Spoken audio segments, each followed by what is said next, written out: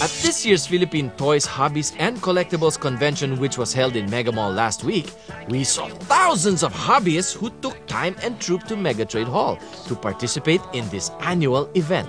Mas pinalaki at mas pinabongga ang ToyCon this year. Bukod sa kasali dito ang ilang mga bigating mga toy companies, marami rin mga Filipino artists na pinarangalan. Tulad na lang ng exhibit of comic artist legend na si Alfredo Alcala. Priceless memorabilia of the master comic artist were exhibited. Maraming mga newbie comic book fans ang namangha dahil bago pa sumikat ang current big names of international comic book artists, meron ng Pinoy na talaga namang nagpakitang gilas at nagpamalas ng kanyang galing sa buong mundo. Alfredo has been drawing cartoons since World War II. His first major classic was Voltaire, which he did during the 60s. Nakilala siya sa ibang mundo and has drawn for other well-known comic books like Batman, Star Wars, and even a commemorative comic book for the moon landing.